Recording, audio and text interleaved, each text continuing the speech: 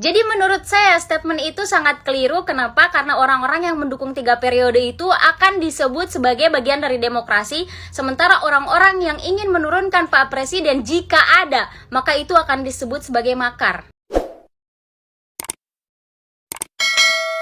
Assalamualaikum warahmatullahi wabarakatuh. Sahabat sekalian, seorang TikToker cantik dan cerdas mengomentari pernyataan Luhut bin Sarpanjaitan dalam postingan YouTube Deddy Corbuzier yang membahas tentang wacana Jokowi 3 periode. Wanita cantik ini mengomentari perkataan Luhut yang mengatakan bahwa #Jokowi 3 periode itu adalah bagian dari demokrasi. Tapi kenyataannya, jika ada ketua-ketua parpol yang membuat statement, namun statement ini ingin menurunkan Pak Presiden dari jabatannya, meskipun sudah sampai waktunya, dan statement itu disebarluaskan sampai ada deklarasi, maka, case-nya itu bukan lagi bagian dari demokrasi. Tetapi, itu dianggap makar.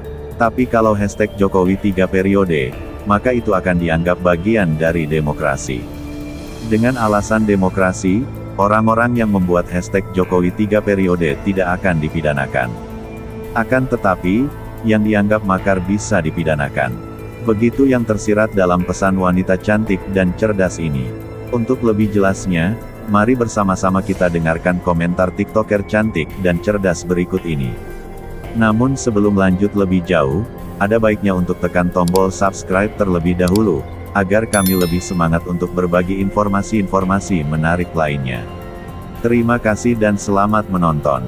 Wassalamualaikum warahmatullahi wabarakatuh. Teman-teman, ada yang sudah nonton terkait podcastnya Om Deddy dengan Pak Luhut, di mana itu diposting 1 hari yang lalu. Jika teman-teman belum menonton video di atas, maka saya sarankan teman-teman harus menonton video tersebut sampai selesai. Karena di video ini hanya akan berisi potongan-potongan video dari Pak Menko yang akan saya kritisi. Karena sebagaimana di statement terakhirnya di video ini, beliau menyampaikan tidak apa-apa beda pandangan atau beda pendapat.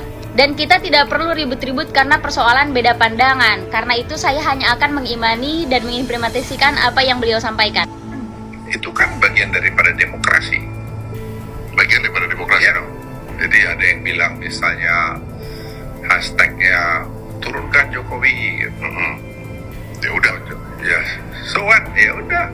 Beliau menyampaikan entah itu yang mendukung 3 periode atau yang membuat #turunkan Jokowi itu bagian dari demokrasi. Pada kenyataannya, jika memang ada orang-orang yang seperti ketua-ketua parpol membuat sebuah statement, namun statement ini ingin menurunkan Pak Presiden dari jabatannya, dan statementnya disebarluaskan di media, bahkan sampai ada yang deklarasi untuk menurunkan Pak Presiden, maka case-nya bukan lagi itu merupakan bagian dari demokrasi. Tapi itu sudah perbuatan makar, itu bedanya. Jadi menurut saya statement itu sangat keliru. Kenapa? Karena orang-orang yang mendukung 3 periode itu akan disebut sebagai bagian dari demokrasi. Sementara orang-orang yang ingin menurunkan Pak Presiden jika ada, maka itu akan disebut sebagai makar. Dan dengan alasan demokrasi, orang-orang tidak akan bisa dipidanakan, sementara orang-orang yang makar pasti bisa dipidanakan. Dalam video tersebut juga Pak Menko sempat menyinggung terkait Big Data, di mana di Big Data ini begitu banyak orang-orang yang juga mendukung untuk Pak Presiden ini 3 periode. Di mana Big Data ini beliau menyinggung dari Facebook, Twitter, Instagram, dan sebagainya. Pak, di sosial media baik itu Facebook, Instagram, TikTok, mereka bisa membuat dari 1 orang itu banyak akun.